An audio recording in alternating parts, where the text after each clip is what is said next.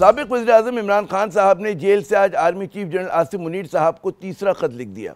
ये बात इमरान खान के वकील फैसल चौधरी साहब ने अडयाला जेल के बाहर मीडिया को बताई।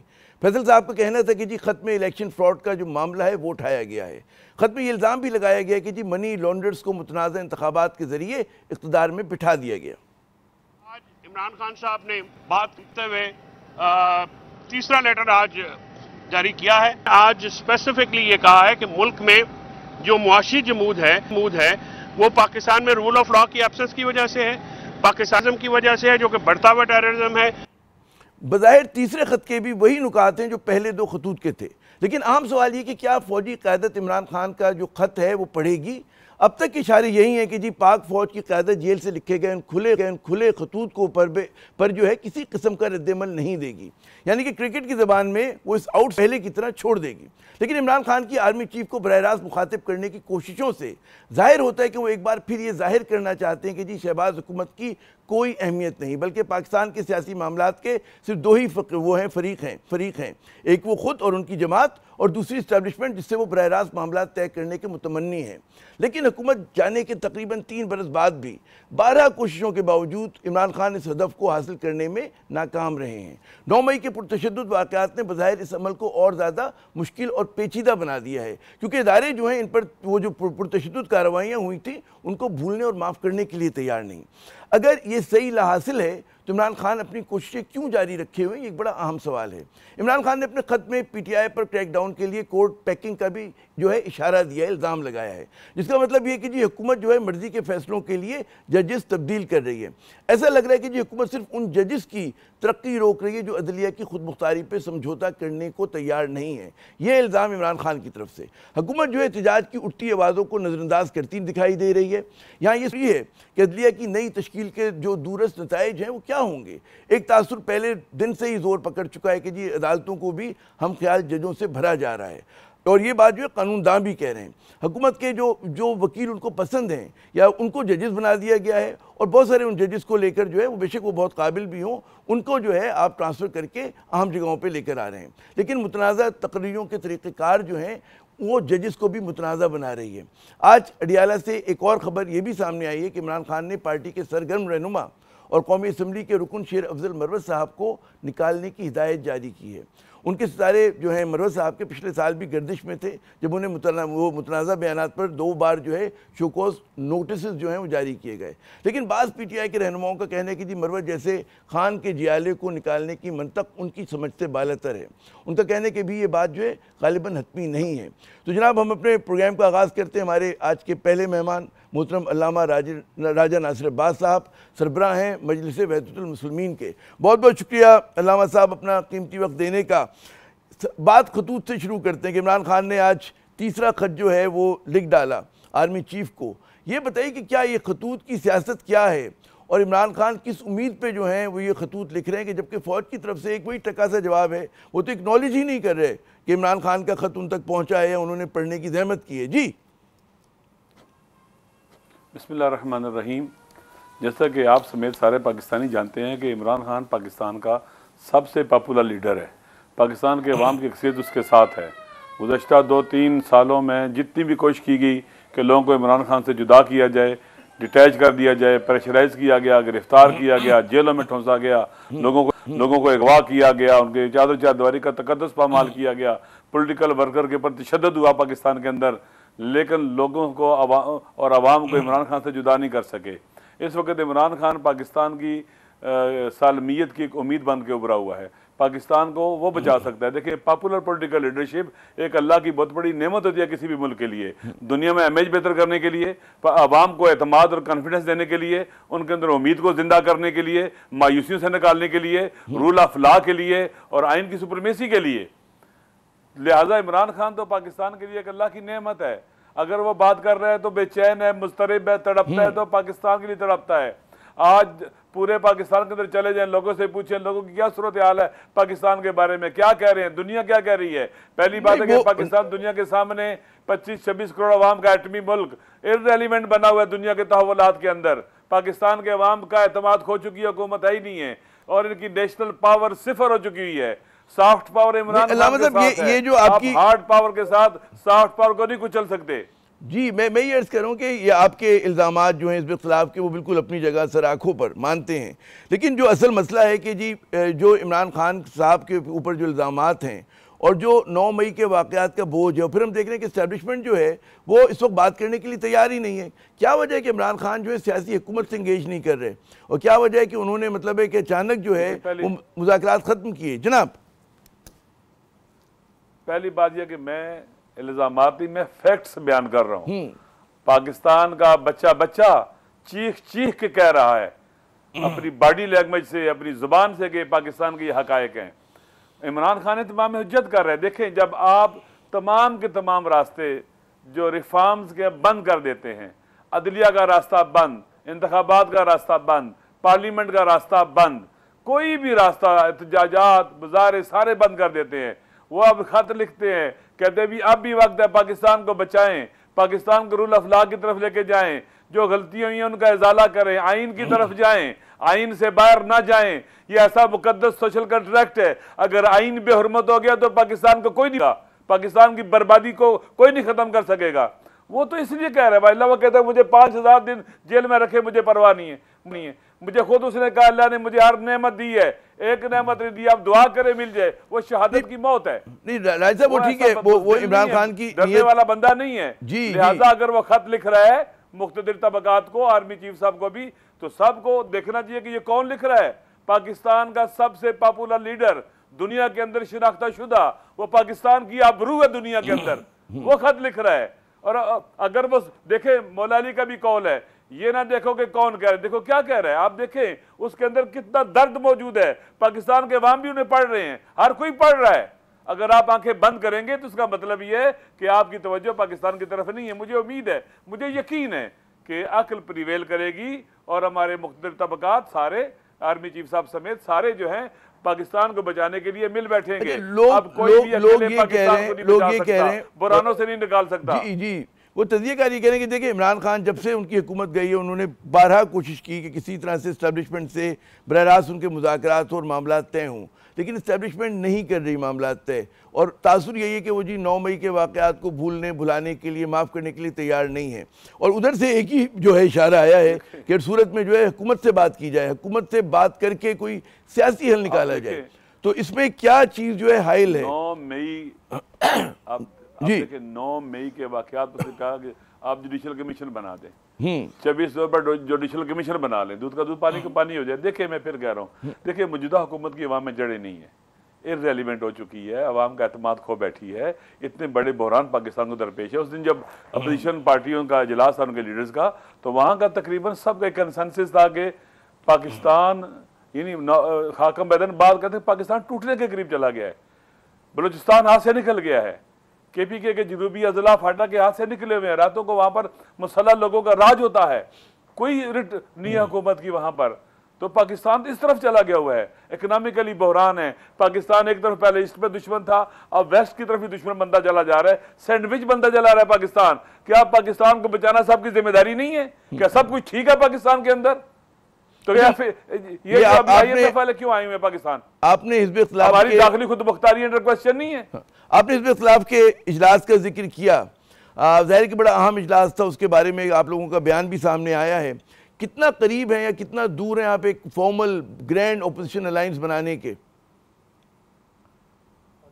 मेरे ख्याल में बहुत करीब है।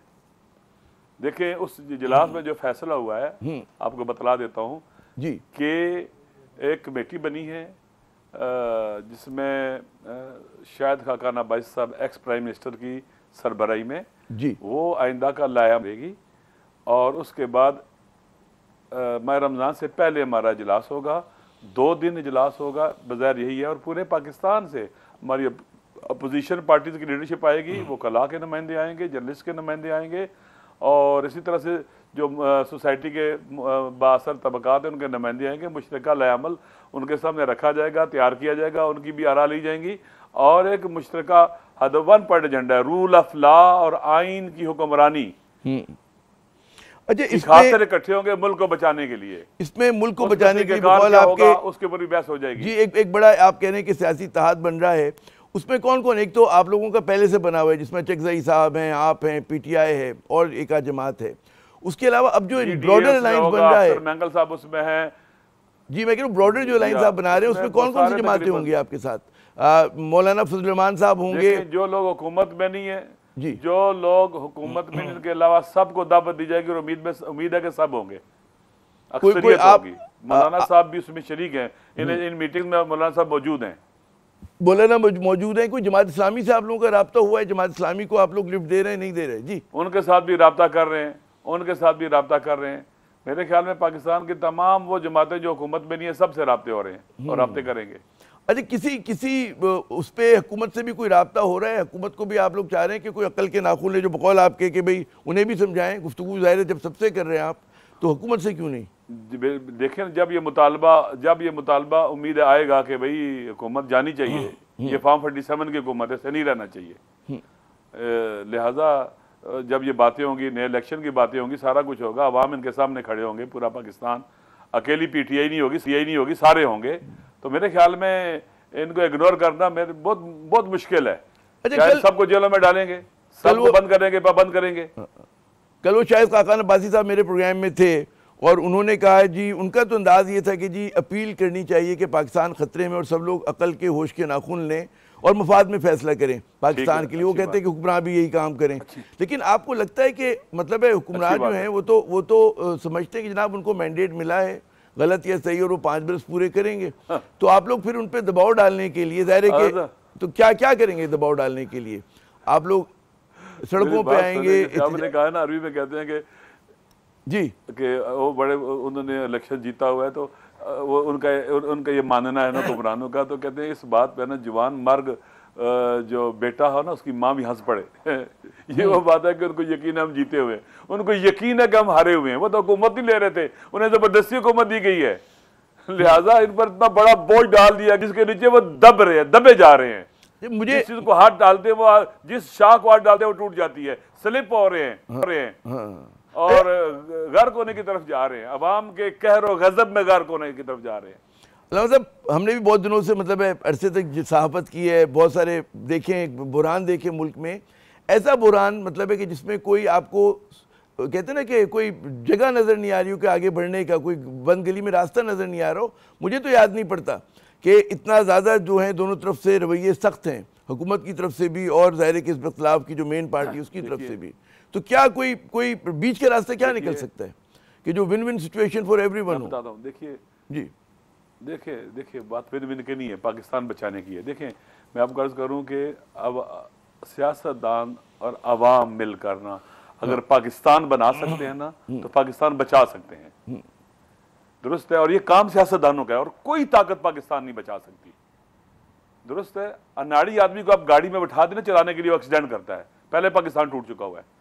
लिहाजा सियासतदानों को आगे आना होगा, जो मुल्क से, वतन से मोहब्बत करते हैं, जो इख्तिदार के भूखे नहीं है।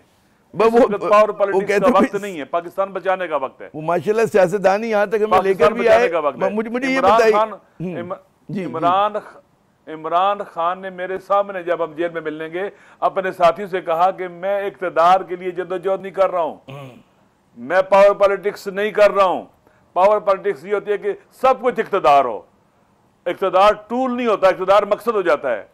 और अगर इख्तिदार टूल बन जाए किसके लिए? रूल ऑफ लॉ के लिए, आइन की सुप्रीमेसी के लिए, अवाम को उनके हुकूक दिलवाने के लिए, जुल्म मिटाने के लिए। ये इख्तिदार मुकद्दस भी और अच्छी चीज भी है। अच्छा, ये जो मुतालबा है रूल ऑफ लॉ का जो मुतालबा है, ये जरा सा लोग कहते हैं जी इसमें एम्बिग्यूटी भी है, क्योंकि रूल ऑफ लॉ की कई तशरीहात हो सकती है। लेकिन जो अगर हम कहें जी चार्टर की बात करें, इलेक्शन कमीशन का ज़ाहिर है कि इंडिपेंडेंट होना, आपकी क्या चार्टर क्या होगा, क्या क्या आप लोग उसमें नुकात करेंगे? रूल ऑफ लॉ तो एक ब्रॉडर सी बात हो गई ना। ये शायद खाकान भाई सब चीजें तैयार कर रहे हैं। यकीनन इलेक्शन कमीशन ऐसा होना चाहिए जो फ्री एंड फेयर इलेक्शन कराए। देखें, दुनिया के अंदर जब सिविलाइज कंट्री हैं, जब किसी बहरान का शिकार होते हैं, सियासी बहरान हो जाए, माशी अमन का, वहां पर नए इलेक्शन होते हैं और फ्रेश मैंडेट लेकर हुकूमतें आती है और आगे बढ़ती हैं। पाकिस्तान में इलेक्शन आने के से बहरान जन्म लेते हैं। क्यों? फ्री एंड फेयर इलेक्शन नहीं होते, अवाम के ऊपर डाका डाला जाता है और ये मुकद्दस तरीन हक है वो उनसे छीना जाता है, बेशर्मी के साथ छीना जाता है, इसलिए बहरान जन्म लेते हैं। लिहाजा इलेक्शन बहुत बहुत शुक्रिया जनाब इलेक्शन नासिर अब्बास ये अवाम साहब। का हक है। अब मैं क्या करूं, मेरे सेगमेंट का वक्त खत्म हो रहा है। बहुत बहुत शुक्रिया नासिर अब्बास साहब, आपने लेकिन पंच लाइन हमें दी है कि जमहूरियत की जो रूह होती है वो होते हैं शफाफ इंतखाबात। पहला जीना होता है, एक बार इंतखाबात सही हो जाए तो उसके बाद बाकी काम होते हैं कि जी सम्राट जो है अवाम तक जमहूरियत के पहुँचे, वो अवाम की खिदमत के ज़रिए। यहाँ पे एक वक्फा लेते हैं, वक्फे के बाद जब हम दोबारा आएंगे तो ज़रा बात करेंगे ट्रांसपेरेंसी इंटरनेशनल की रिपोर्ट पर। पाकिस्तान की 2 दर्जे जो है तनज़ुली हुई है, हम 133 पर हुआ करते थे, 135 पर आ गए। शहबाज शरीफ साहब के दौरे हुकूमत में, इस जो सबसे तजर्बेकार हुकूमत है उसके दौरे हुकूमत में इस पर बात करेंगे, लेकिन वक्फे के बाद।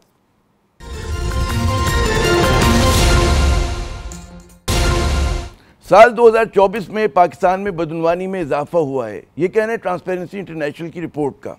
पाकिस्तान जो है 133 से सिरककर 135वें नंबर पर आ गया 180 ममालिक की फहरिस्त में।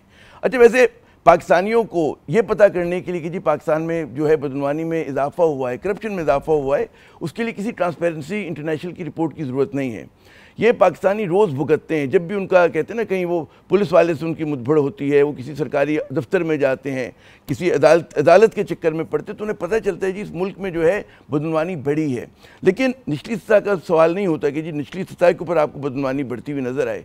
असल मसला होता है कि जी बदनवानी ऊपर से फ़्लो करती है और वो नीचे तक आती है।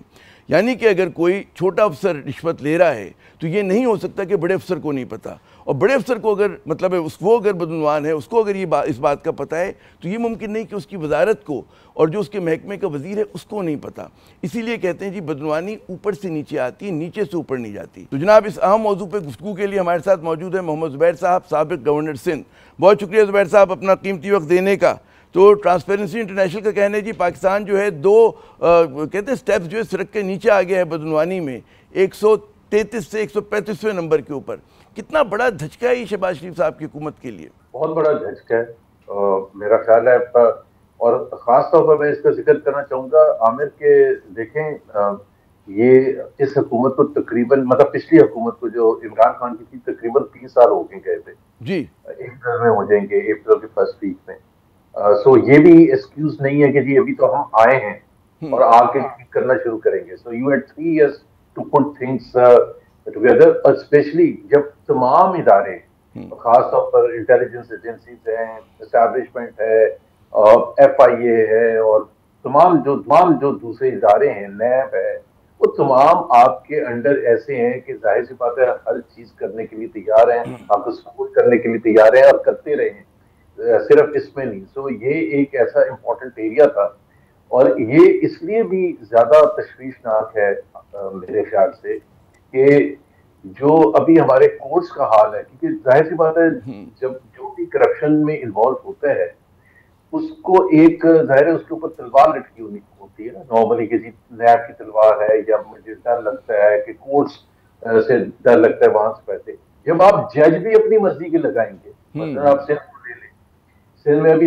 12 जज लगे, वो पीपल्स पार्टी के जियाले हैं, और इसी तरह से पंजाब में जो लगे हैं, या जो जब एग्जेक्टिव तय कर रही है, पॉलिटिकल क्लास जो हुकूमत वक्त है वो फैसले कर रही है कि जज, तो जाहिर सी बात है जो करप्शन में इन्वॉल्व होगा उसको ये भी सुकून है कि मुझे तो कोई पकड़ेगा नहीं, मेरी अपनी पार्टी के लोग जज हैं। तो अगर वो जाएगा तो आई थिंक ये बहुत ही सीरियस मैटर है और आइंदा मेरा ख्याल है तनसली जो है वो ज्यादा होगी as we move into total anarchy, because कोई कंट्रोल वन पॉइंट एजेंडा अगर रूलिंग क्लास का होगा फिक्स करना है। नहीं, आपने बड़ा अहम नुक्ता उठाया आपने, यकीनन बहुत बड़ा धचका है शहबाज शरीफ साहब की हुकूमत के लिए और जो उसकी हिमायत कर रहे हैं उनके जो अलाइज हैं।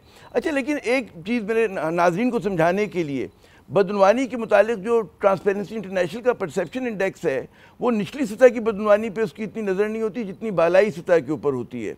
क्या ये दुरुस्त है ये बात? और ज़ाहिर है कि उसके अंदर ज़ाहिर है कि जो फैसला साज हैं वो आते हैं, जो अहम फैसले कर रहे हैं, अहम जगहों पे बैठे हुए हैं, उनका ये ज़ाहिर है कि जो एक सड़क पे खड़ा हुआ पुलिस वाला रिश्वत ले रहा है, ये उस रिश्वत की बात नहीं हो रही है, उस बदनवानी की बात नहीं हो रही है, क्योंकि वो जो करप्शन है ऊपर से नीचे आती है, नीचे से ऊपर नहीं जाती है। जी बिल्कुल, देखा एक तो ऑब्वियसली वी ऑल एग्री कि हर सतह पर नहीं होनी चाहिए, और ये कोई स्कूल की बात नहीं होगी कि निचली सतह पर है और ऊपर की सतह पर नहीं है, बिकॉज जो आम पाकिस्तानी है वो तो हर सतह पर उसको कन्फ्रंट, तो टैक्स वाले से भी कन्फ्रंट करना पड़ता है उसको, पुलिस वाले से भी, कस्टम्स वाले से भी, हर सतह पर। तो ये कोई सुकून की बात नहीं के नीचे, बट ज्यादा वरिंग बात होती है कि जी ऊपर के लेवल पर है, बिकॉज उनकी बेसिक रिस्पॉन्सिबिलिटी होती है टू इंश्योर कि हम करप्शन को रोक कैसे सकते हैं। और वो रोकने का तरीका ये तो नहीं है कि रोज छापे मारेंगे या डराना धमकाना जो आज की रूलिंग क्लास का तरीकेकार है। उसका तरीका ये होता है कि आप कॉम्पिटेंट लोगों को लगाते हैं और एक निजाम कायम करते हैं जिसमें चेक एंड बैलेंस का होता है, जो कंट्रोल का होता है, और एक ब्रॉड बेस्ड डिसीजन मेकिंग का होता है। अगर आप एक साहब को अथॉरिटी दे देंगे फैसला करने की, ठेके देने की हो या दूसरे फैसले हो, तो जाहिर सी बात है उसमें चेक एंड बैलेंस नहीं होगा और आपका करप्शन बढ़ने का चांस होगा। तो वो जो मैं कह रहा हूँ ना कि इतने साल हो गए उसमें you have to put in a system that ensures, ये तो नहीं रोज के रोज आप कहते हैं जी सारी रसीदें मुझे जमा कराओ और मैं देखूंगा कि इसमें कोई गलत काम तो नहीं हुआ। ये तो बिल्कुल अनपढ़ जाहिल लोगों का तरीकेकार होता है। तो शहबाज शरीफ एंड ऑब्वियसली इनका अपना बैकग्राउंड, शहबाज साहब को कोई इतना जबरदस्त तो है नहीं, उनको जो रिलीफ मिला है वो आपको भी पता है, मुझे पता है कि वो जिस तरह से मिला है।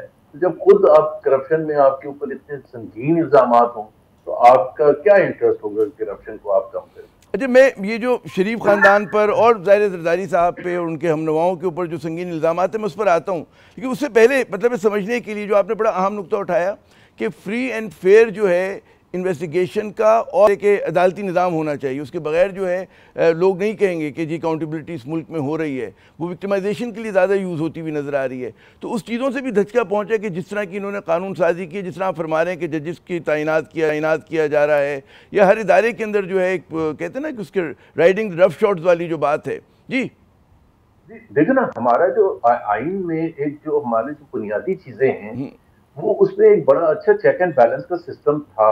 चाहे वो independence of media, free media की क्यों बात करते हैं, इसलिए बात करते हैं कि India media also is a check on the executive, not on the opposition, on the executive कि जो फैसले उनको एक्सपोज करें, उनको बताएं अवाम को। अगर वो राइट भी छीन लिया जाएगा, फिर जुडिशरी है इंडिपेंडेंट और independence of the judiciary, independent of the executive, कि वो बगैर डर खौफ के वो फैसले करे, बगैर डर खौफ ऑफ द एग्जीक्यूटिव।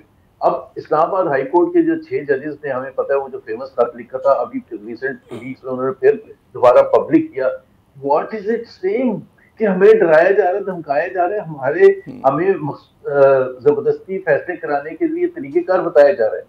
अगर एग्जीक्यूटिव को डर खौफ खत्म हो जाएगा कि अगर 8-2 से रिजर्व सीट्स का फैसला आया था मिसाल के तौर पर सुप्रीम कोर्ट का, and the executive refuses to implement, और उसकी कोई पकड़ दकड़ नहीं है, तो पूरा सिस्टम गिर जाएगा। तो जो करप्शन करना चाहते हैं उनको तो ये बड़ा अच्छा मौका है, ये इससे ज्यादा सुनहरा पीरियड तो हो ही नहीं सकता। जुडिशरी का मुंह बंद है, वो एग्जीक्यूटिव के लगाए हैं, और जो अभी हमारा कॉन्स्टिट्यूशनल बेंच बनाया गया और चीफ जस्टिस का तरीकेकार चेंज किया गया है सारे हाई कोर्ट का, सुप्रीम कोर्ट का, तो आपने जब ये बता दिया कि आप हमारे महबूब मिन्नत हैं एग्जीक्यूटिव के, आपकी अपॉइंटमेंट तो हम उसी तरह से जैसे लाए हैं वैसे निकाल भी सकते हैं सुप्रीम जुडिशियल काउंसिल में जाके, बिकॉज उसमें सारे आपकी मेजोरिटी आपके पास है, हुकूमत के पास।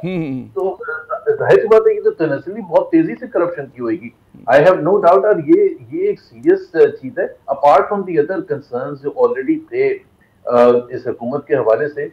ये जो करप्शन का, इसमें सिर्फ ये नहीं है कि जी इसमें करप्शन कितनी हुई है, मैं तो कह रहा हूँ कि ये सिस्टम तो खराब इतना हो चुका है, रास्ता बहुत खुल चुका है, लोगों के लिए रास्ता खुल चुका है। अच्छा, ये जो तस्करा भी किया कि शहबाज शरीफ साहब के ऊपर जो थे बदनवानी के मुकदमात थे और वो सैर उनको एक उसमें एक रिलीफ मिला है, लेकिन पूरे शरीफ ख़ानदान के सरकर्दा अफराद पे कई लोगों पे थे, नून लीग के लोगों पे थे, जरदारी साहब पीपल्स पार्टी के कई लोगों पे थे। तो वो जो पुरानी परसेप्शन आ रही है आपके ख्याल में वो भी ट्रांसलेट हुई है, जो 2 पॉइंट्स की वो गिरावट आई है, वो जो पुराने इनके ऊपर मुकदमात थे, वो जो परसेप्शन की बात हो रही है, तो वो परसेप्शन असंदाज हुई होगी इस तरह के परसेप्शन के बेस पर तो नहीं ये तनज़ली कर सकते। जाहिर सी बात है वो सिस्टम को देखते हैं पहले तो, और दूसरी बात ये देखते हैं कि हार्ड फैक्ट्स को देखते हैं कि जी क्या है और स्पेसिफिक रीजंस क्या है। तो परसेप्शन के बेसिस पर तो वैसे भी ज्यादती होगी कि जी परसेप्शन बनाया हुआ है तो आपने रेटिंग खराब कर दी पाकिस्तान की, जी होना भी नहीं चाहिए। नहीं, आपने बड़ा अहम वजाहत की, आपने बहुत अहम वजाहत की कि ये पुरानी जो दाग हैं वो अपनी जगह हैं, लेकिन अभी की जो ट्रांसपेरेंसी, जी हाँ, उसमें जी अच्छा। अच्छा, एक और चीज़, अभी आपने अदालती निज़ाम पे बात कर रहे थे, हमने देखा पहली मरतबा जो है IMF जो है हमारे अदालती निज़ाम का जायज़ा ले रहा है, उसको आप किस नज़र से देखते हैं? ये खुशाइंद है? वो पाकिस्तानी जो चाहते हैं इस मुल्क में जी फ्री एंड फेयर जुडिशरी हो, उसके लिए कोई अच्छी नवीद है, या आप समझते हैं कि हमारी हुकूमत जो है या हमारे हुक्मरान जो है इस मामले को भी हैंडल कर लेंगे, वो IMF आएगा और बातचीत करके चला जाएगा? जी, तो पहली बात तो ये है कि ये तय हो गया कि हमारी कोई सवरेनिटी, हमारे फैसला साजी का हमारे अपने लोगों को कोई इख्तियार नहीं। हमने आज़ादी तो इसलिए हासिल की थी कि हम आज़ादी से फैसले कर सके, तो we have given up everything either to the IMF and to non-democratic forces here कि जी आप फैसले करें। तो एक तो पहली चीज तो ये कोई अच्छा शगुन नहीं है कि IMF उस हद तक हम जा रहा है कि वो ये भी देख रहे हैं कि अपॉइंटमेंट ऑफ जजेस का तरीकेकार क्या है, वो अच्छा या बुरा है। दूसरी बात ये है कि जाहिर सी बात है, मेरा मौक़िफ़ इसमें ये रहा है कि मैं जहाँ पाकिस्तान की मुख्तलिफ हुकूमतों को ब्लेम करता हूँ कि यहाँ तक हम पहुँचे कैसे हैं और 25वां IMF प्रोग्राम क्यों हम कर रहे हैं, जबकि हमारे पड़ोसी मुल्क हिंदुस्तान सिर्फ एक दफ़ा किया है और जाना भी एक दो दफ़ा ही चाहिए होता है, during which time you fix your economy. बार बार आप वही चीज़ें रिपीट कर रहे हैं कि जी हम आपकी दफ़ा में आप पैसे दे दें और इस मुश्किल से निकाल दें, हम आपको फिर ये सारे 3 साल में कर देंगे। तो IMF विल, मेरा अपना असेसमेंट ये will fall short of coming out with the real truth, ये मेरा अपना अंदाजा है। ये आपका अंदाजा है? अच्छा, जाते जाते IMF बहुत सी चीजें दूसरी दरगुजर कर देता है, वेवर दे देता है, माजी में भी बहुत बार दिया है उन्होंने। लेकिन खैर, अब लोग कहते हैं ट्रंप के दौर में ज़रा सा हो सकता है चीज़ें बदल जाएं। मेरा आखिरी सवाल सेगमेंट का वक्त खत्म हुआ चाहता है, क्योंकि अब तो आप माशाल्लाह ना हुकूमत के साथ हैं, ना आप हिज़्ब इख्तिलाफ की तरह भरपूर साथ हैं, तबसरा निगार आप बन गए सफ़े अव्वल के। आपको लग रहा है कि इस मुल्क में जो हिज़्ब इख्तिलाफ की गुज़श्ता रात मीटिंग हुई, कोई बड़ा इत्तेहाद बनने जा रहा है? क्या आपका अंदाज़ा है, क्या पेश गोई है? It's the first positive step. हाँ, PTI को हमेशा से समझना चाहिए था कि ये सोलो फ्लाइट नहीं होती है और कितना बड़ा चैलेंज है उनके सामने। जाहिर है ये यहाँ तक बात पहुंची इसलिए कि PTI has been on the receiving end, वो सबसे बड़ी जमात है और उसके लिए मुश्किलात पैदा की गई, पकड़ धकड़ हुई और तमाम चीजें हमें पता है। लेकिन इसको कन्फ्रंट करना, इसको चैलेंज को लेके चलना और इस हद तक लेके जाना कि जी एफर्ट्स की जाए जिसमें हुकूमत को टॉपल किया जाए या फोर्स किया जाए उन बातों पर, चाहे वो अर्ली इलेक्शंस हैं, 2024 के इलेक्शंस के हवाले से जो शकूक शुबहात हैं उसकी इन्वेस्टिगेशन के हवाले से, नवंबर 26 के हवाले से, या दूसरे जो अरेस्ट हैं PTI के लोग उनका, या मीडिया फ्रीडम के हवाले से। So this is the first positive step that and PTI जो के लिया है। बहुत बहुत शुक्रिया ज़ुबैर साहब, आपने अपना कीमती, ज़ुबैर साहब ने जो पंच लाइन दी है वो ये कि जी ट्रांसपेरेंसी इंटरनेशनल की जो रिपोर्ट है वो इस हुकूमत के लिए बहुत बड़ा धचका है। यहाँ पे एक मुख्तसर वक्फा लेते हैं, जब वक्फे के बाद आएंगे तो कुछ फिर हम तस्करा करेंगे कराची के दुखों का। हमारे साथ रहिएगा।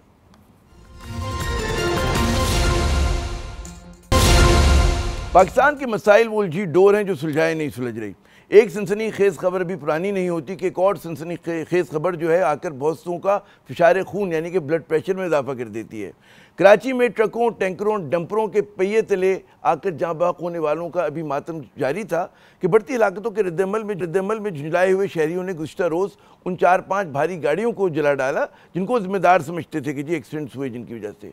और फिर उसके बाद चंद ही घंटों के बाद हम देखते हैं कि महाजर कौमी मूवमेंट के चेयरमैन अफाक अहमद साहब को जो है गिरफ्तार कर लिया गया। अफाक अहमद पर इल्ज़ाम ये लगा कि उन्होंने शहरियों को गाड़ियाँ जलाने के लिए उकसाया है। अगर उन्होंने ऐसा किया है तो वाकई बहुत ही गलत काम है। ऐसे ही कुछ जो गैर जिम्मेदाराना किस्म का बयान चंद रोज़ पहले जो है गवर्नर सिंध कामरान टसौरी साहब भी दे चुके हैं, जिसमें उन्होंने अवाम को ट्रक रोकने का मशवरा दिया था। यकीनन शहरियों को कानून में हाथ में लेने का मशवरा जो है वो दुरुस्त अमल नहीं, लेकिन ये सवाल यकीनन बनता है कि अगर कानून कम अज़ कम उस एक शख्स के खिलाफ हरकत में आए जिसने मुबैना तौर पर अवाम को उकसाया, तो फिर जो टैंकर और जो ट्रक माफिया इस साल के पहले 42 दिनों में 104 अफराद को हलाक कर चुकी है, उसके खिलाफ क्या कार्रवाई हुई है? कराची की सड़कें महफूज बनाने के लिए क्या किया गया? क्या वजह है कि जी हादसात के जो असल जिम्मेदार हैं यानी कि गैर मुहताज ड्राइवर, उनके मालकान और सियासी सरपरस्त जो हैं, उनसे कोई सवाल नहीं होता, उनका कोई एहतसाब नहीं होता। वो कैसे कानून के कमज़ोर जाल को तोड़कर निकल जाते हैं? अफाक अहमद गिरफ्तार हुए और आज उन्हें जेल भेज दिया गया, ये बड़ी खबर है। लेकिन आज की एक छोटी खबर ये भी है कि कानून तोड़ने और दिन दहाड़े सड़क पर डंपर चलाने वाले हजरात को जो है फटाफट 15,000 रुपए के बदले जमानत मिल गई और वो डंपर पर सवार होकर खुशी खुशी काम पे लौट गए। तो जनाब, असल मसले की जड़ यही है। आमिर ज़ैद को अगले प्रोग्राम तक के लिए इजाज़त। खुदा हाफिज़।